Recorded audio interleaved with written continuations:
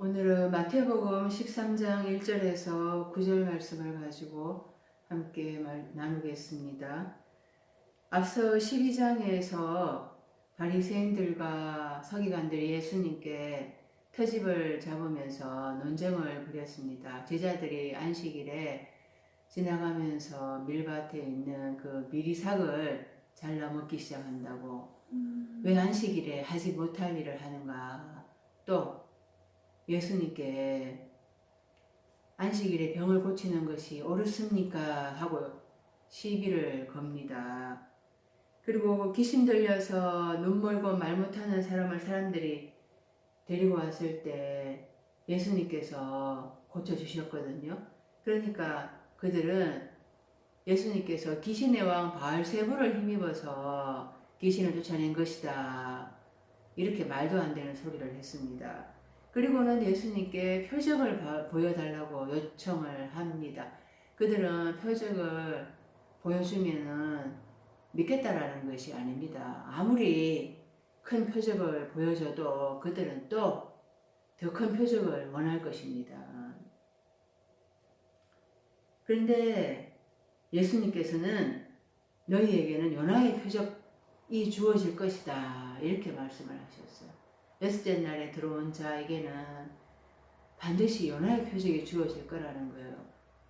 요나가 그 물고기 뱃속에 있었잖아요.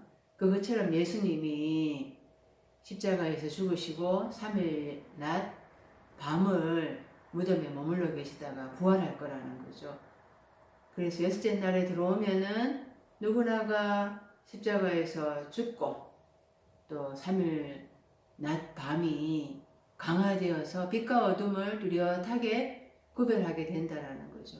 그때 부활의 삶을 살게 된다라는 거예요. 여섯째 날에 들어온 자에게는 그 요나의 표적이 예수님의 십자가 죽음과 부활이 주어지게 된다라는 거죠. 그리고 나서 예수님께서는 진짜 하늘나라의 가족이 누구냐? 하늘 아버지 안에 있는 그 뜻대로, 하늘 아버지의 뜻대로 하는 자가 내 모친이고 내 형제고 자매다. 이렇게 말씀을 하셨어요. 그와 연관선상에서 오늘 또 13장 천국장 비유를 말씀하십니다.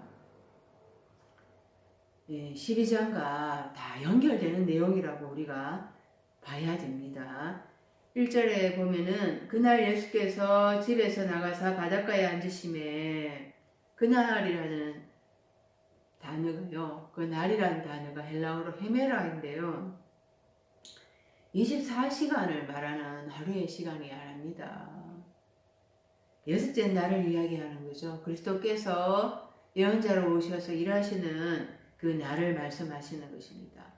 하늘에서 땅으로 내려오셔서 죽은 삶을 일으키는 사역을 하시는 그 날이 바로 여섯째 날인 것입니다. 빛의 날이고, 그래서 예수님의 사역의 날을 의미하는 것입니다. 예수님이 집에서 나갔다 이렇게 말씀을 하시는데 지금 계속해서 12장을 보면은 예수님은 회당에서 말씀을 가르치셨거든요. 말씀을 선포하시다가 또 그 바리새인들과 서기관들과 또 논쟁을 하시고 회당에 성전 안에 계셨었어요. 그 성전에서 나오는 거를 지부에서 나왔다 이렇게 말씀을 하는 거 있습니다. 바닷가에 앉으셨다고 하는데요. 그 앉으시다라는 것이 카데마이라는 단어입니다. 카데마이라는 단어인데요.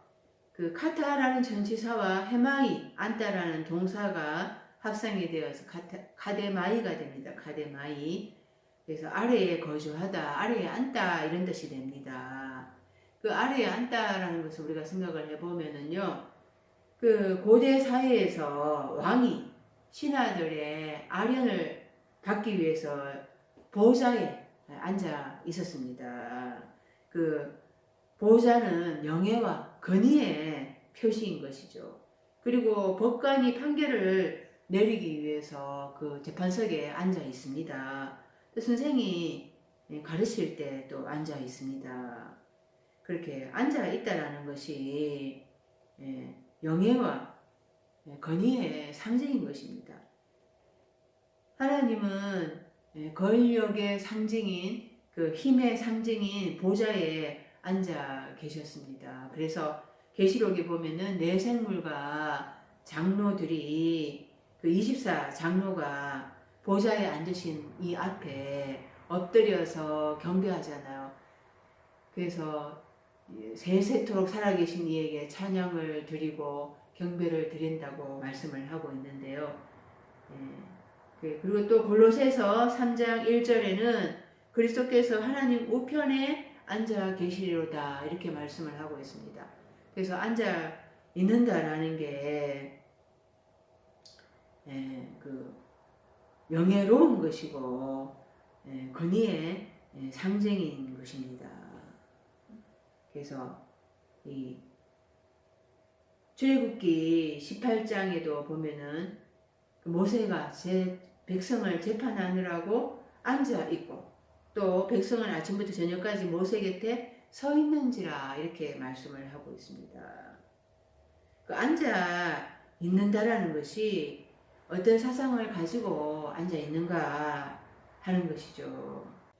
그 마태복음 4장 16절에 보면은 흑암에 앉은 백성이 큰 빛을 보았고 사망의 땅과 그늘에 앉은 자들에게 빛이 비치었도다. 흑암에 앉아 있다. 또 사망의 땅과 그늘에 앉아 있다. 어둠에 앉아 있다라는 거예요. 영적 무지이고 또 사망의 땅 그늘에 앉아 있다는 게 영적으로 죽어 있는 상태, 시체와 같은 삶을 이야기하는 거죠. 그래서 이 다섯째 날에 그 성도들은 흑암에 영적 무지에 사망에 영적 시체와 같은 삶에 거기에 주저앉아 있다 이런 뜻인 것입니다. 그렇게 계속해서 주저앉아 있으면은 어떤 결과가 있게 되는가? 계시록 18장 7절에 보면은 큰 엄녀에 대해서 이야기하고 있습니다. 큰 엄녀가 이야기를 하는데 나는 그 여왕으로 앉은 자요 가부가 아니라 결단코 애통함을 당하지 아니하리라 이렇게 말씀을 하고 있거든요. 그러니까 자기는 여왕이다. 뭐 부족한 게 없다. 그래서 사치하고 오맹하고 그러면서 자기의 그 벌거벗은 거, 자기의 가련한 거, 공고한 거, 수치 이런 것들을 깨닫지 못하고 있는 거죠. 그래서 어디에 앉아 있는가 하는 것을 자기가 깨달아야 되는데요. 그래서 이 예수님은 바닷가에 앉으셨다 이렇게 말씀을 하잖아요. 그러니까 이 바닷가라는 게 지금 다섯째 날 교회를 이야기하고 다섯째 날에 성도의 삶을 얘기하는 거예요. 거기에 예수님께서 앉으셨다라는 거예요. 예수님은 물에서 나오신 분이에요. 물을 정복하신 분이십니다. 그래서 거기에 예수님은 재판하기 위해서 앉으신 거죠. 예수님은 그들에 대해서 그 물을 다스리시고 그 정복하신 분이라는 것을 보여주는 것입니다.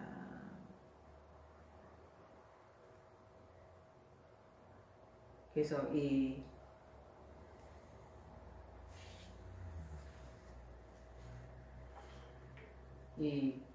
카데마이라는 동사가 예수님처럼 왕으로 앉아 있는가?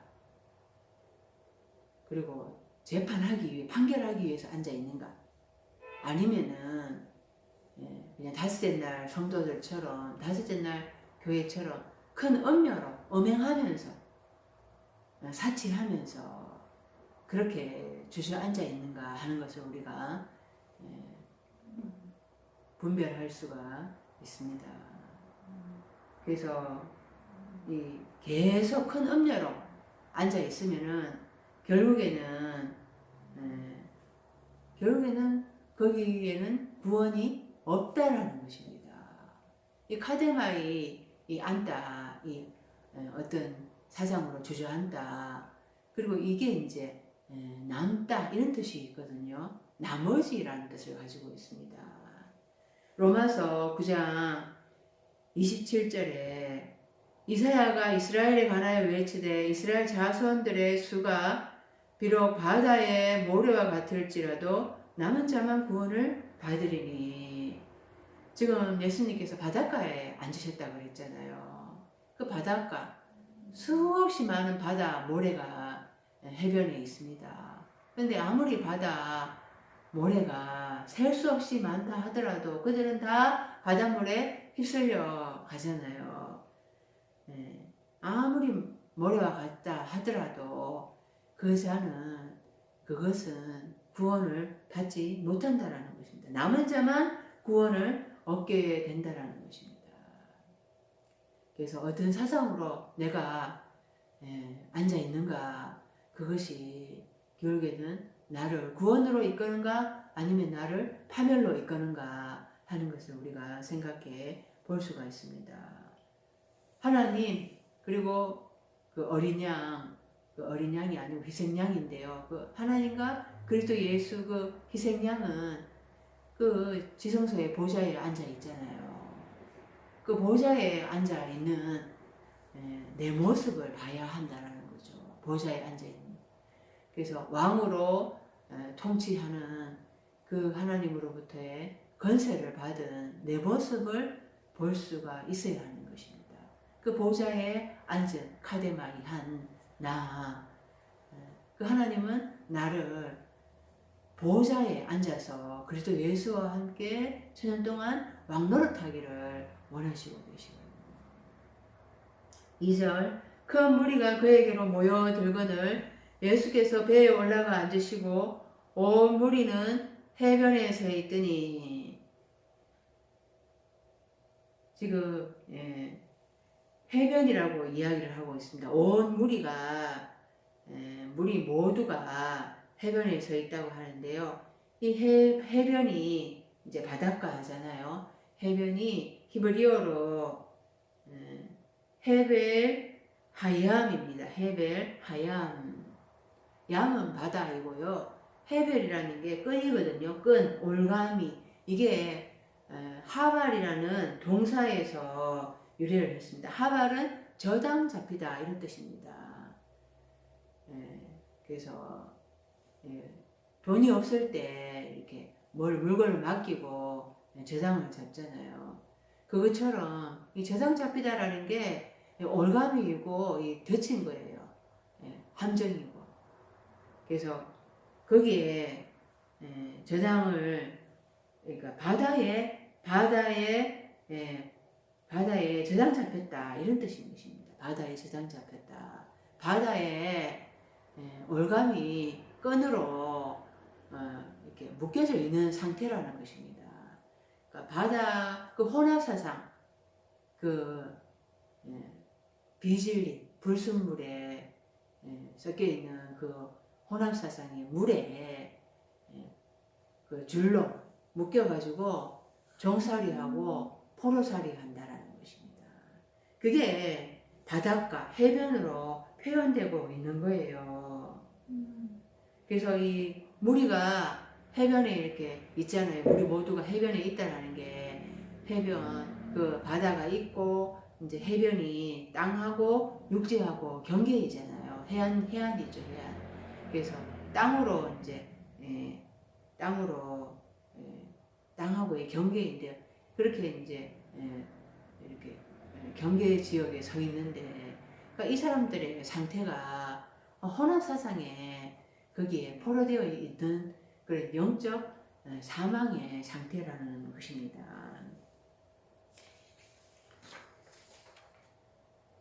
신명기 24장 17절에 너는 객이나 고아의 송사를 억울하게 하지 말며 가부의 옷을 전당 접지 말라. 가부가 남편이 없어서 가난한데 또 고아가 부모가 없어서 또 그 아주 그냥 불쌍한 삶인데 그런 자들에 대해서 저장 잡지 말라는 거예요. 그들을 억울하게 하지 말고 그들은 저장 잡지 말라고 하는 것입니다. 그래서 이 다섯째 날이 하나님을 아버지라고 부르는데요. 그러니까 진짜 하나님도 있고 가짜 하나님도 있어요. 보면은 하늘의 하나님, 진짜 하나님, 근데 또 가짜 하나님, 사탄도 같이 섬기고 있는 상태라는 거죠. 누가 진짜 아버지인가? 이 고아와 같은 상태인 것입니다. 하나님이 또 우리의 남편이 되기도 하잖아요. 근데 가부라 그러면 남편이 없는 사람인데 진짜 남편이 누군지 모르고 그렇게 영적으로 남편 없이 그냥 살고 있는 삶, 그런 사람들에 대해 가지고 저장 잡지 말래요. 이런 것들이 다섯째 날이 그 혼합사상의 물로 인해서 고통과 비애를 맛보고 있고 그 구원의 길로 온전하게 인도받는 것이 아니라 죄와 사망의 포로가 되어 있는 상태라는 것입니다. 그래서 다섯째 날은 구원 얻었다고 생각을 하지만은 영적으로 무지하고 영적으로 깜깜하고 소경인 거예요. 답답하죠. 그래서 이 상태가 바로 하데스, 지옥의 상태인 것입니다. 알지 못하는, 깨닫지 못하는 상태가 바로 지옥인데요. 불로 소금 치서 탁탁탁 뜨거워가지고 그런 게 지옥이 아니고 내가 하나님의 말씀을 깨닫지 못해서 답답한 거, 영적으로 답답한 거, 그게 바로 지옥인 것입니다. 그래서 시편 기자도 시편 18편에 사망의 줄이 나를 얽고 불의의 창수가 나를 두렵게 하였으며 소리의 줄이 나를 두르고 사망의 올무가 내게 이르렀도다. 그래서 깨닫지 못하니까 영적으로 죽어있는 상태니까 내가 지금 사망에 처해 있다. 내가 지금 소월 엄부의 상태에 지금 내가 처해 있다. 그 사망의 올무가 소월의 줄이 나를 두르고 나를 두렵게 한다. 그 구원은 일곱째 날에 가야 있거든요. 그 길이 어떤 길인가, 어떻게 찾아가는가, 그거를 못 깨닫고 있으면은 영적으로 죽어서 답답하기가 그럴 데가 없는 거예요. 그것을 바로 사망의 줄이라고, 소울의 줄이라고, 또 사망의 올무라고 그렇게 표현을 한 것이죠. 이 헤베, 줄, 이것이 하갈에서 왔다 그랬잖아요. 저장 잡다. 이게 또 청량하다 라는 뜻이 있습니다. 청량하다. 스가랴 2장 1절에서 2절 보면은 또 내가 눈을 들어본즉 한 사람이 청량줄을 그의 손에 잡았기로 네가 어디로 가느냐 물은즉 내가 내게 대답하되 예루살렘을 청량하여 그 너비와 널 길이를 보고자 하노라 하고 말할 때 그 청량줄을 잡았다. 예루살렘을 청량하려고 그 예루살렘을 그 너비와 길이를 청량하고자 한다. 예루살렘이 바로 성전인데 고린도전서에서 너희는 하나님의 성전이다 이렇게 얘기를 하잖아요. 바로 나를 청량을 하는 것입니다. 나를 그 말씀으로 재어보는 거예요. 말씀에 부족함이 베이는가. 그래서 지금 바다, 해변 거기에 저장 잡혀 있다 그랬잖아요. 거기에 줄로 묶여 있다 그랬잖아요. 그 같은 자들을 청량한다라는 거죠. 그래서 예수님께서 지금 바닷가에 앉으셨다. 그리고 또 2절에 가면은 배에 오르셔서 또 말씀을 선포하시는데요. 이런 것들이 다 상황을 우리한테 비유로 말해주고자 하는 거예요. 그 바닷가 다섯째 날의 혼합사상, 이들의 영적인 상태가 바닷가, 해변 거기에 혼합사상에 줄로 묶여있는 상태다. 그것을 예수님이 바닷가에 앉으시고 배에 오르고 이런 것들로 상황을 그리고 있는 거죠. 그래서 이런 것들이 우리가 그냥 지나갈 것이 아니라 그 바다가 무슨 뜻인지 또 해변이 무슨 뜻인지 이런 것들이 하나하나 그 의미를 찾아봐야 한다는 것입니다. 바닷가에 앉으셨다고 하니까 예수님은 또 자연을 사랑하신다. 또 산상수훈에서는 산에 올라가 또 말씀을 선포하셨잖아요. 예수님은 자연 속에서 비유를 들어서 말씀을 전하신다. 우리한테 알기 쉽도록 비유를 들어서 우리의 일상생활 속에서 우리가 알기 쉽도록 그렇게 사물을 들어서 또 삶을 또 들어가지고 비유를 들어서 가르친다 하는데 그게 과연 우리가 알기 쉬운 것인가 하는 것을 깨닫기 쉬운 것인가 하는 것을 우리가 생각해 봐야 한다는 것입니다. 예수님은 자연을 사랑하셔서 뭐 그런 게 아니라는 거예요.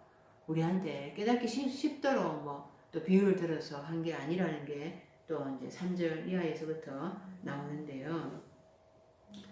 그래서 이 예수님은 이 사망의 줄, 사망의 올무, 소울의 줄로 그 포로되어 있는 이들을 구원하시기 위해서 오신 분이라는 거예요. 예수님은 참 생명을 주기 위해서 오신 분이시죠. 그래서 호세아 11장 4절에 내가 사람의 줄, 곧 사랑의 줄로 그들을 이끌었고 그들에게 대하여 그 목에서 멍에를 벗기는 자 같이 되었으며 그들 앞에 먹을 것을 두었노라. 그래서 예수님은 이 다섯째 날에 혼합사상에 포로되어 있는 이들에게 말씀을 가르쳐서 이들을 청량하시면서 참 생명이 무엇인가 하는 것을 깨닫게 하려고 하시는 것입니다. 배라는 게 히브리어로 오니인데요. 오니라는 단어인데요. 근데 히브리어로 아니라는 단어가 바로 스트롱 번호에 연달아와 있어요.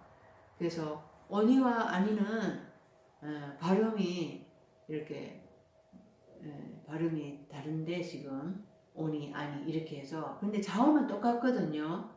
오니 하면은 배고 아니 하면은 나예요. 나. 그래서 이 발음 부호가 어떻게 붙여지느냐에 따라 가지고 지금 의미가 달라졌잖아요. 그런데 그 자음만 보면은 같은 동의어다라는 것을 우리가 생각을 해야 하는 것입니다. 동의어라는 거예요. 동의어. 그래서 배가 나라는 거예요. 내가 곧 배라는 것입니다.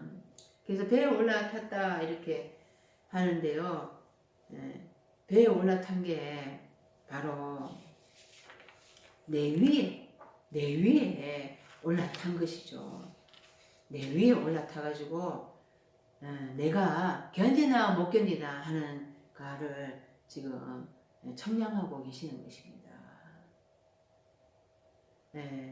배에 올라타다 할 때 엠바이노라는 단어를 썼는데요. 엠바이노 하는 것은 N이라는 전치사와 바이노, 걷다 이런 단어가 합성이 된 단어입니다. 엠바이노, 올라가다 이런 단어인데요. 배에 올라타다 하는 것을 우리가 어떤 구절에서 쓰여 있는가를 보면은 마태복음 14장 22절에 예수께서 즉시 제자들을 재촉하사 자기가 무리를 보내는 동안에 배를 타고 앞서 건너편으로 가게 하시고 이 제자들을 그 오병이어의 사건으로 지금 마음이 막 붕 떠 있거든요. 오병이어로 사람들이 기적을 체험하자 예수님을 임금 삼으려고 했어요. 제자들이 거기에 부안해동한 거죠. 그러니까 막 마음을 막 잡지를 못하니까 그들을 빨리 재촉을 해가지고 배를 타고 앞서 건너편으로 가게 했다고 하는데요. 이 배를 타고 가라. 너희가 저 건너편으로 가라. 이 갈릴리 호수 바다 이 혼합사상이잖아요. 거기에 배를 타고 건너가게 한다라는 게 너희가 지금 혼합사상에 예, 지금 상태다. 영적인 상태가 너희가 혼합사상으로 지금 물들어 있다. 너희의 상태를 깨달으라는 거예요. 예, 배가 바로 그 제자들 혼합사상에 예, 거기를 왔다 갔다 하고 있는 거예요. 지금 사람들이 임금 삼으려고 하는 그것에 자기들의 욕망을 실어가지고 자기들도 한자리 할까 하고 그렇게 부안해독하고 있는 그 상태를 배로 표현을 한 거죠.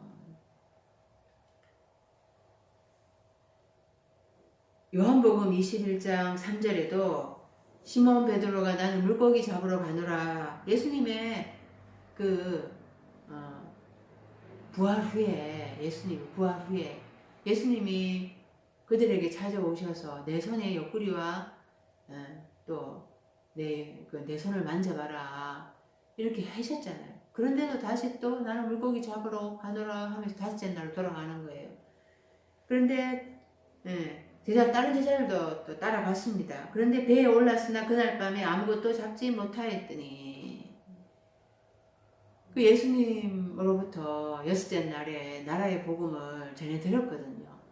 그런데 다시 다섯째 날로 돌아가가지고 뭐 하겠다고. 근데 그날 밤에라는 건 뭐예요? 영적 무지라는 거예요. 그래서 배에 올랐는데 영적 무지의 상태에서 그 배에 올랐는데 그들의 제자들의 영적 상태죠. 아무것도 못 잡죠.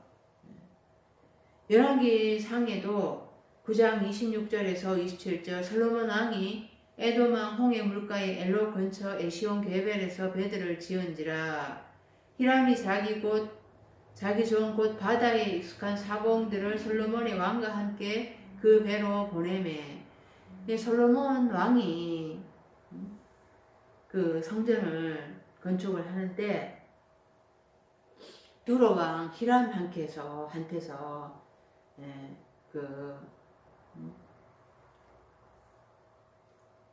이제 나무를 공급을 받았잖아요. 백향 뭐 이런 것들 좋은 나무들을 공급을 받았습니다. 이 두로 왕 히람이 이제 솔로몬을 도와줬는데 두로는 주로 무역을 하는 나라인 것입니다. 그래서 그 두로 왕 히람이 이스라엘에까지 와서 그 나무를 운반하려고 그러면 얼마나 힘이 듭니까? 바다를 건너와서 또 옮겨야 되고 육지로 옮겨야 되고 이 솔로몬이 마음이 우상숭배하는 것을 그렇게 표현을 한 거죠. 배를 타고 무역을 하고 바다를 왔다 갔다 하고 그 솔로몬의 음행하는 그런 마음을 사치하고 사고 팔고 자기 부를 축적하는 그것을 이렇게 표현을 한 것입니다. 솔로몬이 부자인데 하나님으로 부유한 게 아니고 자기 것으로 자기를 채우기 위한 그런 부인 거예요. 자기 배를 위한 그런 부인 것입니다. 그래서 이 배라는 게 이제 바로 나에 올라탔는데 어떠한 욕망의 표출을 의미하고 있는 것입니다. 그러니까 나의 욕망을 표출하는 그것에 예수님이 올라탔다는 거예요. 그 나 중심적인 배 위에 예수님이 주저앉아서 청량을 한다라는 것입니다. 이 물이라는 게 지금 오클로스인데 오클로스 제자는 마데테스입니다. 제자는 배우는 삶이라는 거예요. 제자와 무리를 구별을 하거든요. 제자들도 무리와 함께 말씀을 들었죠. 그런데 제자들도 영적으로 깜깜해서 예수님으로부터 책망을 많이 들었습니다. 내가 아직도 이렇게 깨달음이 없느냐. 내가 그 떡에 대해서 가늠이 아니다. 그 바리새인들과 누룩을 서기관들의 누룩을 주의하라. 그런 누룩, 교훈 이런 것들에 대해서 영적으로 얘기하는데 제자들은 깨닫지 못해서 예수님한테 책망을 많이 들었죠. 그럼에도 불구하고 이 제자들은 예수님께 끝까지 그래도 붙어 있었다라는 거예요. 그 배우는 삶으로 이들이 예수님을 배신하고 도망갔다 하더라도 예수님은 이 제자들을 찾아오십니다. 이 마데테스, 이 제자들을 찾아오세요. 그런데 이 무리는 오합지졸인 거예요. 숫자는 아주 많아요. 보면은 숫자는 아주 많아요. 그러니까 제자들은 12이잖아요. 12이라는 게 10 더하기 2거든요. 10 부한 것이 탈바꿈하는 게 10이라는 숫자예요.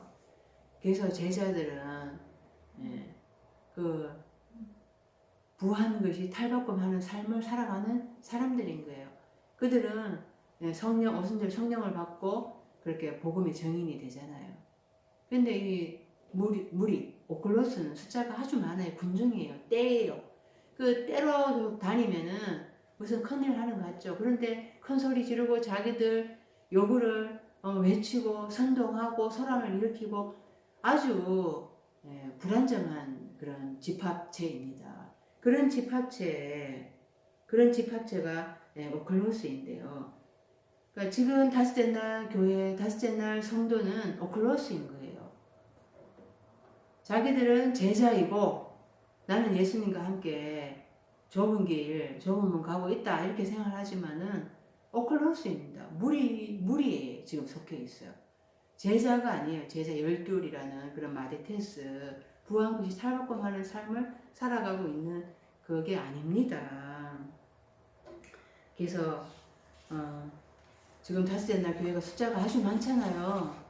그렇다 하더라도 그것은 아주 그냥 무지한 대중이라고 우리가 생각을 할 수가 있는 것입니다. 이들이 구원을 얻기 위해서는 어떻게 해야 되는가? 계시록 7장 9절에 보면은 이 일 후에 내가 보니 각 나라와 족속과 백성과 방언에서 아무도 능히 셀 수 없는 큰 무리가 나와 흰옷을 입고 손에 동료 가지를 들고 보좌 앞과 어린 양 앞에 서서 큰 무리가 이때도 맨 오클로스이거든요. 그런데 흰옷을 입었다고 얘기합니다. 세마포 흰옷, 그리스도 예수의 십자가 죽음에 자기들의 옷을 빨아서 세마포같이 희게 정결케 된 삶이 되었다는 것을 지금 세마포 흰옷을 입었다고 표현하고 있거든요. 그래서 이 흰옷을 입어야지 구원의 길에 들어설 수가 있는 것입니다. 그냥 다섯째 날 계속 무리로 머물러 있어서는 구원을 얻을 수가 없는 거예요. 그냥 바닷가, 해변, 그 사망의 줄, 소홀의 줄, 사망의 올무에 그냥 저장 잡혀 있는 것입니다.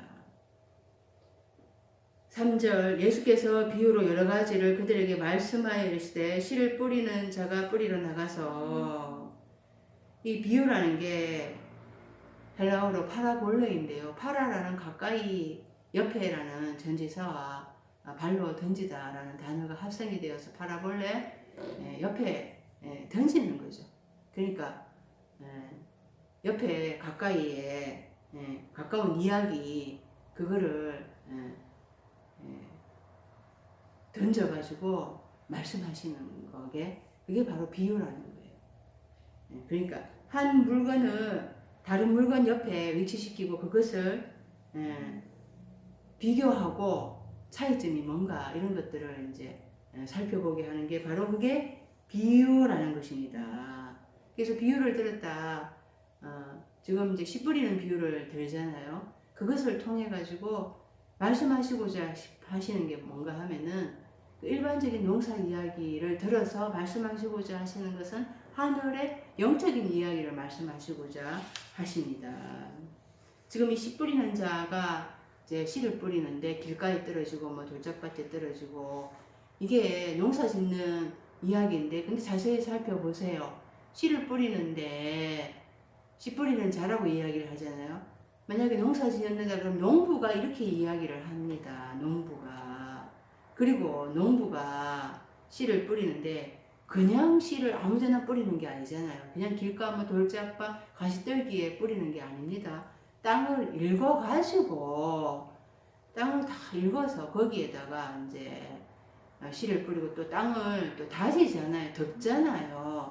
근데 어떻게 씨가 길가에 떨어질 수가 있고 어떻게 돌짝밭에 떨어질 수가 있고 어떻게 가시떨기에 떨어질 수가 있는가 하는 것입니다. 이거는 이런 씨 뿌리는 걸 예를 들어 가지고 이런 이야기에 예를 들어서 하늘의 영적인 이야기를 말씀하시고자 하는 것이죠. 그래서 이 씨라는 게 뭔가 스페르마이거든요. 스페르마. 이 씨, 씨를 뿌리는데 어떤 거는 이제 길가에 떨어지고 씨가 이제 어떤 건 돌짝밭에 떨어지고 가시떨기에 떨어지는데 씨가 삶의 양상들이라는 거예요. 삶의 양상들. 그러니까 씨가 후손 자손을 얘기하잖아요. 그러니까 사람을 얘기하는 거죠. 사람들의 삶의 양상을 얘기하는 것입니다. 그리고 또 씨가 말씀을 의미하잖아요. 씨가 말씀을 하나님의 말씀을 의미하는데요. 이 말씀에 대해 가지고 요한복음 1장 1절에 이렇게 말씀하고 있습니다. 태초에 말씀이 계시니라. 이 말씀이 하나님과 함께 계셨으니 이 말씀은 곧 하나님이시니라. 이 말씀이 하나님을 향하여 있는데 이 미완료로 있는 거예요. 미완료로 지금 이 헬라어를 보면은 그래서 이 미완료인 말씀이 하나님을 향하여 있는데 말씀이 완료가 되면은 그때 이제 이 미완료 말씀이 완료가 되면은 하나님이 되는 거죠. 그래서 이 말씀은 미완료 하나님인 씨인 것입니다. 씨. 그래서 이 씨가 이제 하나님 만료가 되면 하나님이 된다고 그랬잖아요. 그러니까 내 안에 이제 씨가 떨어지는데 내가 이 하나님은 되는 것을 방해하는 게 바로 나라는 것을 우리가 알아야 되는 것입니다. 그래서 비유로 말씀을 했다고 하는데요. 비유로 말했다 해서 우리는 일반적으로 알아듣기 쉽게 예수님께서 예를 들어서 말했다 하는데 성경에서는 그렇게 이야기하지 않습니다. 마가복음 4장 11절에 하나님 나라의 비밀을 너희에게는 주었으나 외인에게는 모든 것을 비유로 하나니. 그러니까 제자들은 예수님과 함께 있으면서 예수님으로부터 지금 말씀을 배우고 있잖아요. 그 예수님 안에 그래도 거하려고 하는 삶인 거예요. 이렇게 이 제자들한테 이제 그 20절, 13장 20절부터 보면은 해설을 해주십니다. 예수님이 그 비유로 든 것에 대해서. 그러니까 이 비밀이라는 거예요. 비유가 비밀이라는 것입니다. 그 비밀을 비유로 들어서 가르치는데 어떻게 쉬울 수가 있겠습니까? 어렵죠. 그래서 일반 무리들은 못 깨닫는 거예요. 무리들은 외인이라는 것입니다. 그 제자들한테만 가르쳐 주시잖아요. 무리는 외인이라는 거예요, 지금.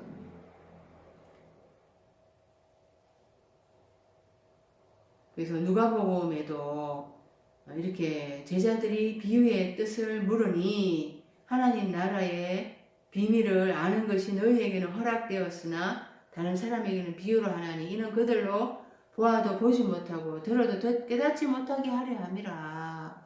그 비유로 얘기하는 게 하나님 나라에는 보아도 보지 못하게 들어도 깨닫지 못하게 하려 함이라 이렇게 말씀을 하고 있습니다. 그 비유라는 게 외인은 깨닫지 못한다는 거예요. 예수님의 해설을 반드시 들어야 되는데 그것은 여섯째 날에 들어와야지 가능하다는 것입니다. 4절 뿌릴 새 들으는 길가에 떨어지며 새들이 와서 먹어버렸고 길가에 떨어짐에 이렇게 얘기했는데요. 길가 반드시 땅을 일구어서 땅을 다신다고 했잖아요. 씨를 뿌리고 땅을 다신다고 했잖아요.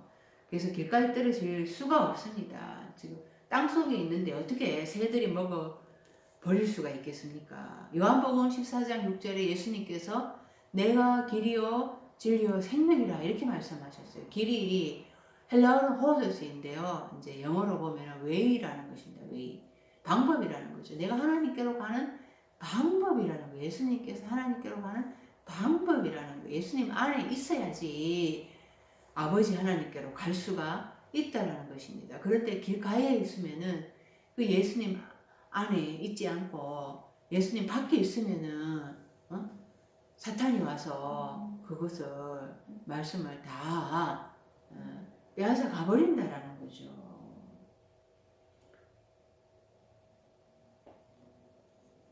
그래서 이 새가 뭔가 새가 페테이논이거든요. 페테이논 헬라어로 페테이논이 새인데요. 창세기 1장에 창조 6일에 대해서 이야기하잖아요. 그 다섯째 날에 그 하늘을 나는 새를 만드셨어요.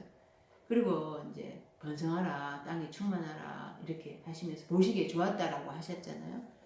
그러니까 이 후견인과 청지기를 이야기합니다. 다섯째 날에 초정 학문을 가리키도록 하나님께서 잠시 맡겨놓은 후견인과 청지기가 바로 새인 거예요. 근데 이 새들이 후견인과 청지기가 다섯째 날에 성도들 여섯째 날 넘어오도록 구원의 길로 인도를 해야 되는데 그 구속사의 여정을 깨닫지를 못하고 있습니다. 그러니까 다섯째 날로 끝인 줄 아는 거예요. 자기들도 구원을 얻지 못하고 천국에 들어가려고 하는 사람들도 그 길을 막고 있죠. 자기들이 깨닫지 못하니까. 그러면서 자기들이 다 그냥 빼앗아 먹고 있는 거예요. 그 마가복음 4장 15절에 이렇게 해석을 해주고 있는데요. 말씀이 길가에 뿌려졌다는 것은 이들을 가리킴이니 그 말씀을 들었을 때 사단이 적시 와서 그들에게 뿌려진 말씀을 빼앗는 것이요. 그러니까 새가 사탄인 거예요.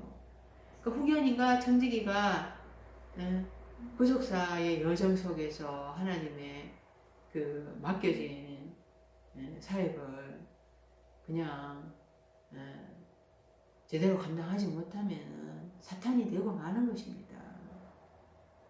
이들이 말씀을 빼앗게 되는 것입니다. 그래서 그 길가라는 게 예수님 밖에 있으면은 이 말이라고 했잖아요. 사탄에게 빼앗긴다. 이것을 야고보서 5장 3절에 너희 금과 은은 녹이 슬었으니 이 녹이 너희에게 증거가 되며 불같이 너희 살을 먹으리라. 너희가 말세의 재물을 쌓았도다. 이렇게 말씀을 합니다. 그러니까 내가 금과 은으로 부한 삶을 내가 육신으로 살아가면은 나를 위해서 내 배를 채우고자 하는 그런 육신의 삶을 살아가면은 말씀을 사탄이 와서 내 안에 사탄이 있는 거죠. 그래서 내가 말씀을 빼앗기게 된다라는 것입니다.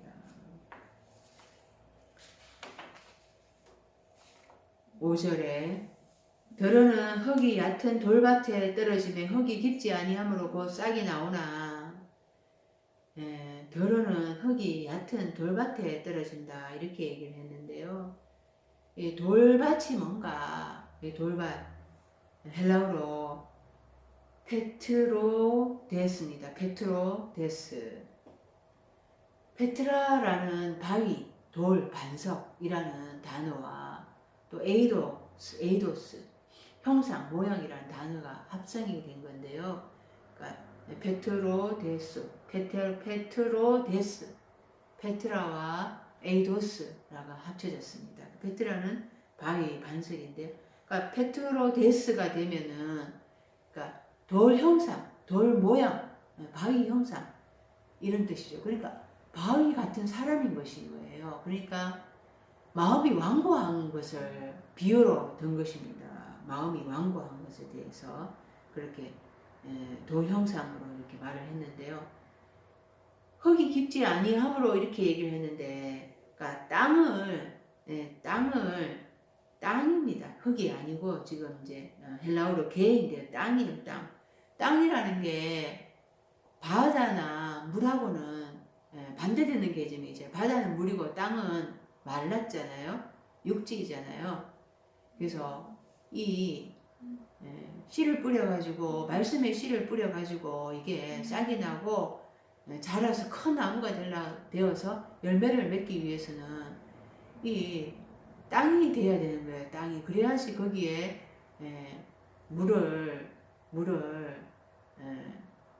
주고 거름을 주고 햇빛을 쬐서 그 씨가 뿌리를 내리고 해서 점차 자라게 될 수가 있는 거죠.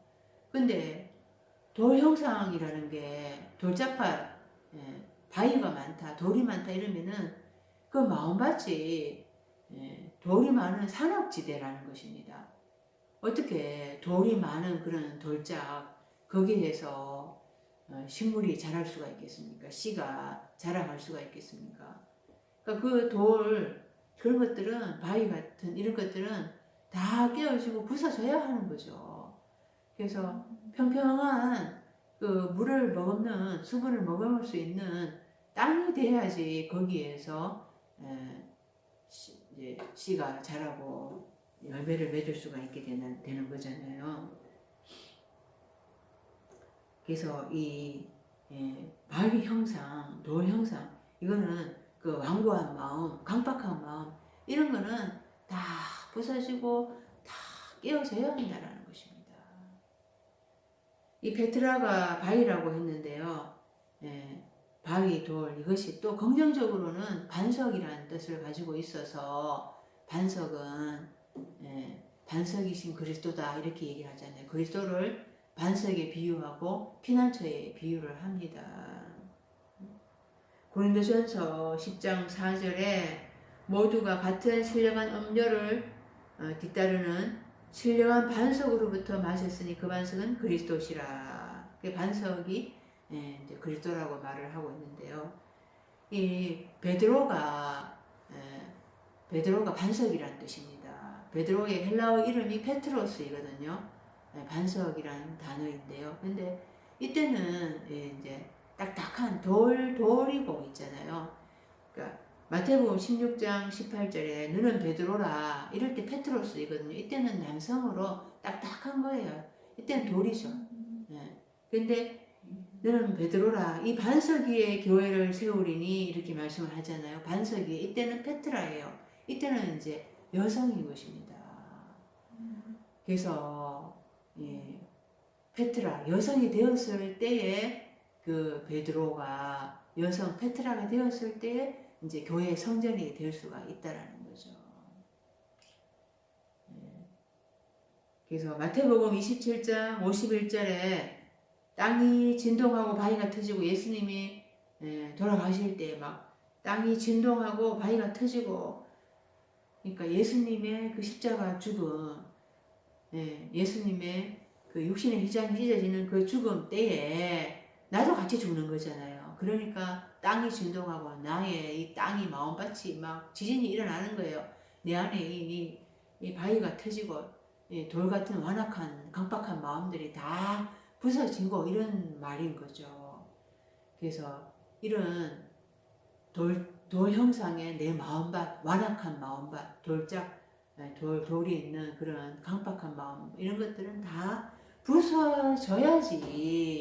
부서져야지 열매를 맺을 수가 있게 되는 것입니다. 이 더르는이라고 했는데 일부는 이런 뜻이 되는 거잖아요. 근데 이거는 헬라어로 봤을 때는 유산이라는 알로스라는 단어입니다. 그래서 내가 다섯째 딸 이런 이 삶의 형태들이 삶의 양상들이 길가 그냥 그리스도 밖에 있고 또 돌 형상에 많은 그런 마음밭이기도 하고 이렇다라는 것입니다.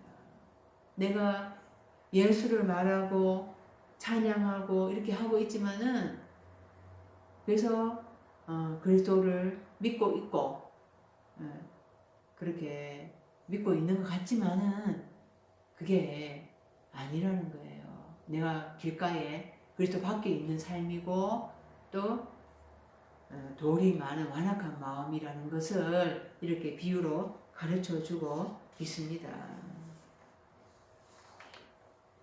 6절 해가 돋은 후에 타서 뿌리가 없으므로 말랐고 예, 이 해가라는 게 해가 돋은 후에 해가 올라왔는데 당연히 이제 예, 그 뿌리가 없고 또 습기가 없으니까 예, 마를 수밖에 없잖아요. 그 해가 뭔가 진짜 해는 하나님이죠. 진짜 해는 하나님인데 예, 그 창세기 1장 14절에 하늘에 궁창에 강명체들이 있어 낮과 밤을 나뉘게 하고 그 징조와 계절과 날과 해를 이루게 하라 이렇게 말씀을 하거든요. 그러니까 하늘에 강명체 해, 달, 별을 두었다고 하잖아요. 해, 달, 별이 다섯째 날에 후견인과 청직이죠. 그래서 넷째 날, 다섯째 날에 그 초등 학문을 가르치도록 그렇게 하나님께서 잠시 맡겨놨어요. 그것을 해, 달, 별이라고 비유를 한 것이에요. 그런데 이 해가 돋았는데 해가 돋았는데 타서 이랬잖아요. 타버리는 거예요. 이게 이제 씨가 발화를 해가지고 식물이 싹이 났는데 말씀이 조금 이제 싹트기 시작했다 이 말인 거죠. 그런데 해가 돋은 후에 타졌다 이 말 타졌다. 그래서 뿌리가 없으므로 말라버렸다 이렇게 얘기를 하잖아요. 조금 발화를 했어요. 조금 싹이 났어요 말씀이.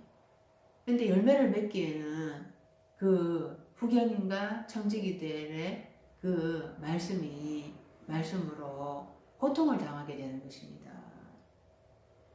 그 타다, 이제 이게 태우다 이런 단어가 카우마티조입니다. 카우마티조. 그래서 열기로 이제 그 고통 당하게 되는 거예요. 다섯째 날에 그 말씀이 거기에서 시원함을 얻고 생수로 갈급함을 목마름을 해결을 해야 되는데 마시면 마실수록 오히려 그 열기로 인하여서 고통을 당하게 된다는 것입니다. 그것을 계시록 16장 8절에서 넷째 날에 대해서 이렇게 해석을 해주고 있습니다. 넷째 천사가 그 대접을 해에 쏟음에 해가 권세를 받아 불로 사람들을 태우니 해가 후견인과 청지기가 권세를 받았어요. 넷째 날에 말씀을 양육하도록. 근데 불로 사람을 태운대요. 이 말씀의 불로 사람들을 잘 태워야 되는데 그냥 고통당하게 하는 거예요. 그래서 16장 9절에도 사람들이 크게 태움에 태워진지라. 그리고 이 재앙들을 행하는 권세를 가지신 하나님의 이름을 비방하며 또 회개하지 아니하고 주께 영광을 돌리지 아니하더라. 이렇게 이제 해석을 해주고 있습니다. 불로 사람들을 제대로 못 태우니까 그냥 고통 당하기만 하는 거예요. 거기에서 말씀의 불로 이렇게 완전히 죽어지는 그런 게 아니라 새로운 부활의 삶을 살아가도록 이렇게 태우는 게 아니라 그냥 비진리, 혼합사상 이런 것들로 그냥 고통을 주는 거죠. 그런데도 다섯째 날에 넷째 날, 다섯째 날은 해결을 안 한다고 합니다. 그게 바로 해가 돋은 후에 타서 뿌리가 없으므로 말라고 이런 뜻인 것입니다. 일곱째 날에 들어가야지 내 안에 해달별이 다 여섯째 날 말미에 다 떨어지고 내가 진짜 하나님으로 인해서 하나님의 말씀으로 먹게 되면서 그때는 내가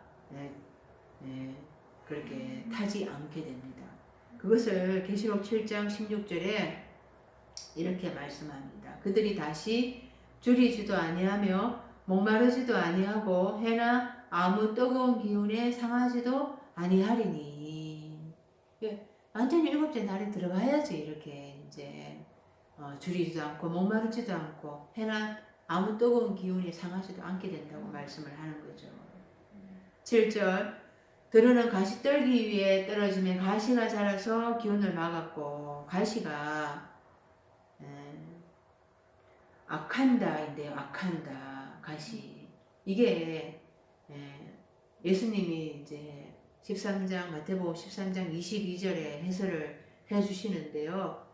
가시 떨기에 뿌려졌다는 것은 말씀을 들으나 세상의 염려와 재물의 유혹에 말씀이 막혀 결실하지 못하는 자요. 이렇게 해설을 해주십니다. 세상의 염려, 재물의 유혹 이런 것들 때문에 질식을 당하게 된다는 거예요. 질식을.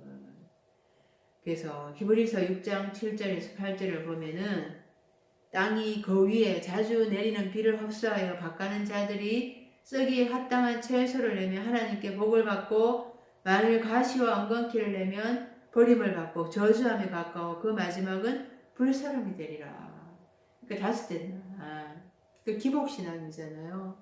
그 세상적인 것들의 마음을 다 빼앗기면은 그것들이 나를 질식시켜가지고 내가 나한테서 나오는 것들이 나한테서 내가 선한 좋은 열매를 맺을 수가 없게 되는 것입니다. 세상적인 것들에 마음을 다 빼앗겨서 거기에 미혹을 당하면은 내가 가시와 엉겅퀴를 내게 되고 그래서 마지막 심판 때에 하나님 앞에 불로 심판을 받게 된다는 거예요. 8절 좋은 땅에 떨어지면 어떤 것은 100배, 어떤 것은 60배, 어떤 것은 30배의 결실을 하였느니라. 그래서 100배, 막 60배, 30배 막 이런 풍성한 열매를 맺게 된다. 이렇게 설명을 하는 것 같은데요.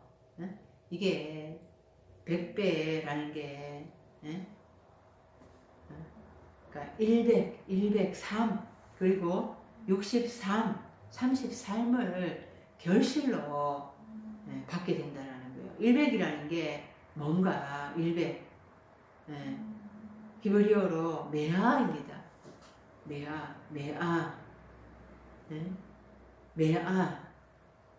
그래서 메아라는 게 본성에서 나의 본성에서 그 하나님의 본성으로 되기를 소망하는 거예요. 그러니까 나의 본성, 그 부한 거 거기에서 진짜 부한 것 하나님으로 하나님의 본성으로 되기를 소망하는 거에서 그래서 나오는 거 구약 전체에서 나오는 거 그게 바로 일백인 것입니다. 그래서 이게 일백 삶인 거예요. 좋은 마음밭이 되면은 내가 이런 나의 본성에서 하나님 본성으로 나오기를 하나님 본성으로 되기를 소망해서 그래서 소망해서 이제 나오게 된다는 거죠. 나의 의로움, 나의 자랑 이런 거에서 하나님의 하나님을 자랑하는 그것으로 이렇게 탈바꿈하는 그런 삶으로 그런 삶을 이제 내가 좋은 땅이 되어서 이제 결실을 얻게 된다는 것입니다. 60이라는 게 10이라는 게 부하다 이런 뜻이라고 그랬죠. 부한 것이 나의 부한 것이 또 6이라는 게 표백되다 이런 뜻이 있다고 했습니다. 진멸되다 이런 뜻이 있는데요. 나의 부한 것이 표백되고 씻어지고 계속해서 진멸되고 그래서 이제 자꾸 표백되면은 흰 세마포 옷을 입게 되는 거죠.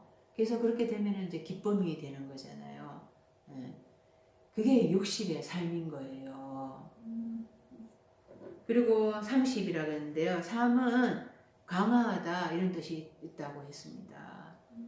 그러니까 부한 것이 강화하는 거예요. 그러니까 부한 것이 나의 부한 것이 하나님의 부한 것으로 강화가 되는 거죠. 하나님의 의로 강화가 되면은 그러니까 빛과 어둠이 점점 구별되면서 하나님으로 강화가 될 수가 있는 거죠. 그게 바로 30이라는 것입니다. 그것을 100의 100의 삶, 60의 삶, 30의 삶을 이제 결실로 얻게 된다라는 것인데요. 그러니까 내가 이제 이 좋은 마음밭이 되었을 때 내 마음밭에서 이제 성령의 열매를 맺게 된다라는 것인데요. 갈라디아서 5장 22절에 성령의 열매는 사랑과 희락과 화평과 오래 참음과 자비와 양선과 충성과 온유와 절제니 이 같은 것을 검지할 법이 없느니라. 그리스도 예수의 사람들은 육체와 함께 그 정욕과 탐심을 십자가에 못 박았느니라. 만일 우리가 성령으로 살면 또한 성령으로 행할지니. 예. 그래서 이 길가의 돌자, 가시떨기 이게 전부 다 육신의 삶을 이야기하는 것입니다. 그리스도 예수의 사람들은 육체와 함께 그 육신의 삶, 정욕, 탐심 이런 것들을 다 십자가에 못 박아야 된다라는 거죠.